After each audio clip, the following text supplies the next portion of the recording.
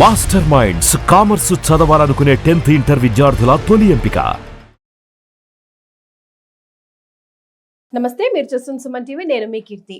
వారాహి నవరాత్రుల్లో భాగంగా 4వ రోజు అమ్మవారి అవతారం గురించి, విశిష్టత గురించి, అమ్మవారికి ఎలాంటి నైవేద్యం సమర్పించాలి, పూజా విధానం ఎలా ఉండాలి తెలియజేయడానికి ప్రముఖ ఆస్ట్రాలజర్ బ్రహ్మశ్రీ నందిబట్ల శ్రీహరి శర్మ గురుగారు మనతో పాటు ఉన్నారు. నమస్తే గురుగారు. వాగర్థావివ సంపృక్తౌ వాగర్థ ప్రతిపత్తయే జగతః పితరౌ వందే పార్వతీ పరమేశ్వరౌ.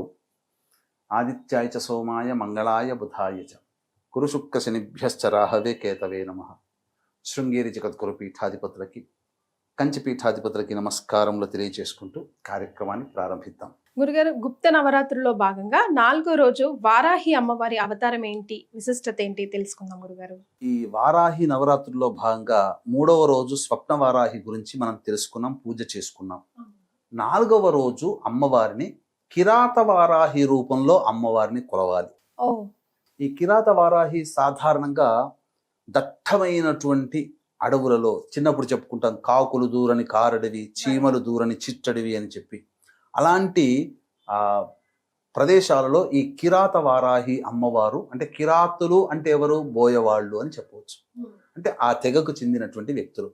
ఆ విధంగా అడవుల్లో సంచరించే దేవత ఈ అమ్మవారు.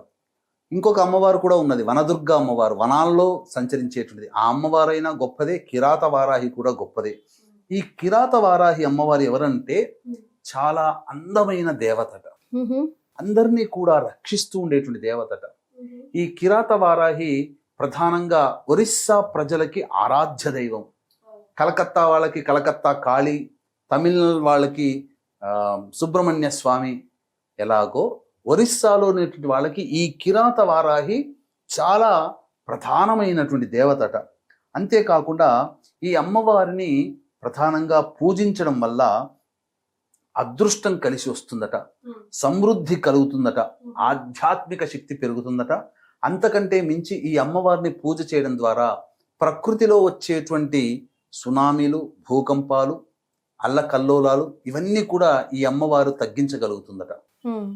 కాబట్టి అసలు వారాహి అమ్మవారు అంటేనే సాధారణంగా ఉగ్రదేవత. అందులో కిరాత వారాహి కూడా పరమోగ్రంగా ఉంటుంది.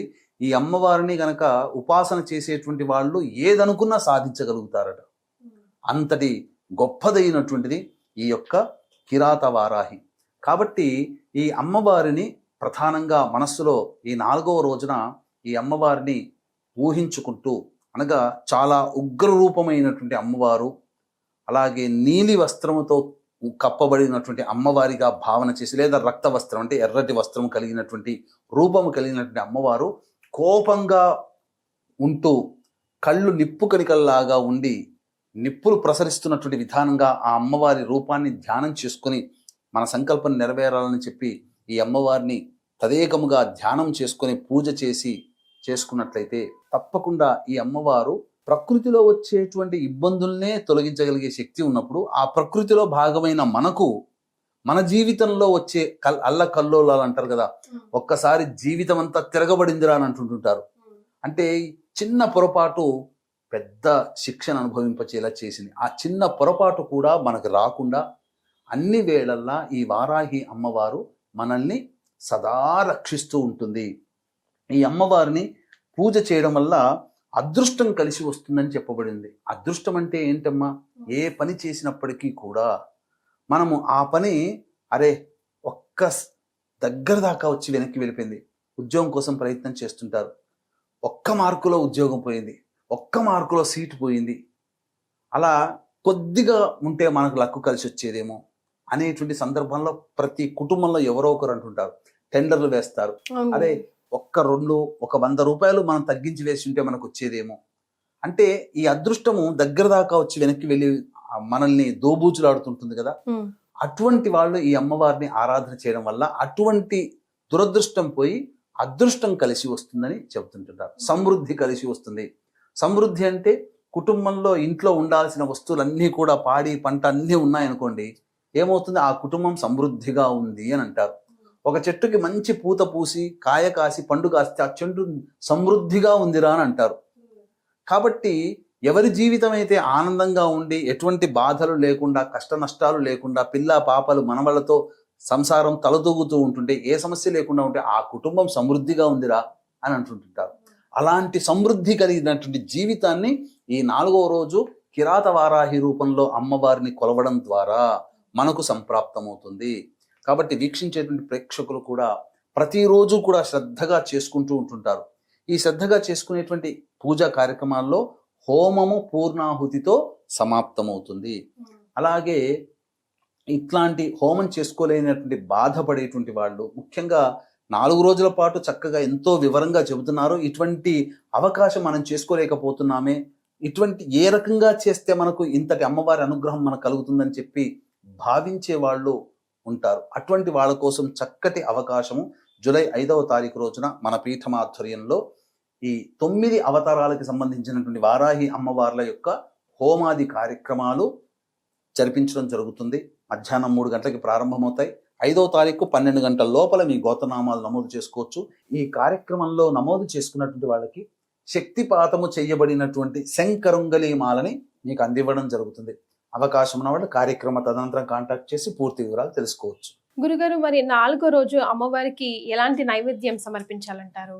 ఈ కిరాత వారాహి అమ్మవారికి తాంత్రిక దేవత కాబట్టి అల్లముతో చేసినటువంటి గారెలు, దద్దోజనము ఇవి నైవేద్యంగా పెట్టవచ్చు. ఇంకొక విశేషం కూడా ఉందమ్మా. ప్రత్యేకమైన విశేషం ఏంటంటే ఈ వారాహి నవరాత్రులు ప్రారంభమయ్యేది ఆరుద్ర నక్షత్రం. 10వ తేదీ అనగా శుక్రవారం నాడు అమ్మవారి ఉద్వాసన చెయ్యకూడదు కాబట్టి శనివారం నాడు దశమి తిథి రోజున ఉద్వాసన చెయ్యాలి. కానీ ఆ శనివారం దశమి తిథి రోజున ఉన్నది కూడా స్వాతి నక్షత్రం. అంటే ప్రారంభించే రోజు సమాప్తమయ్యే రోజు రెండూ కూడా రాహు నక్షత్రాలే. ఈ వారాహి అమ్మవారి రూపం కూడా రాహుస్వరూపం. ఎందుకంటే సగం వరకు దేహమే మానవ రూపం, మిగతాదంతా మరి ఒక రూపం. రాహు కూడా మొండె రూపం వరకే రాహు, తలకాయ రాహుది కాదు. కాబట్టి ఈ రాహు నక్షత్రంలో ప్రారంభమై రాహు నక్షత్రంలో నవరాత్రులు సమాప్తమవుతున్నాయి. కాబట్టి ఎవరైనా ఈ వారాహి అమ్మవారిని చేసుకుంటే ఖచ్చితంగా ఈ సంవత్సరం అంటే 2025 చెడు కాలం చూస్తున్నాం. ప్రపంచమంతా హాహాకారాలు చేస్తున్నాయి, యుద్ధాలు, వాతావరణం, ఆస్తి నష్టం, జన నష్టం జరుగుతుంది, ప్రకృతి విపత్తులు వస్తున్నాయి. అటువంటి సమయంలో ఈ అమ్మవారిని ఆరాధన చేయడం ద్వారా మనం రక్షింపబడతాము, దైవానుగ్రహం మనకు కలుగుతుంది, మనకు మన కుటుంబానికి కలుగుతుంది. ఇటువంటి అద్భుతమైనటువంటి కలయికలు కలిగినటువంటి రోజు కాబట్టి చక్కగా ఆచరించండి, తరించండి. చాలా సంతోషం గురుగారు. కులంకుశంగా ప్రతి ఒక్కటి కూడా వారాహి అమ్మవారికి సంబంధించి వివరించారు. ధన్యవాదాలు. సర్వం శ్రీ ఉమామహేశ్వర పరబ్రహ్మార్పణమస్తు.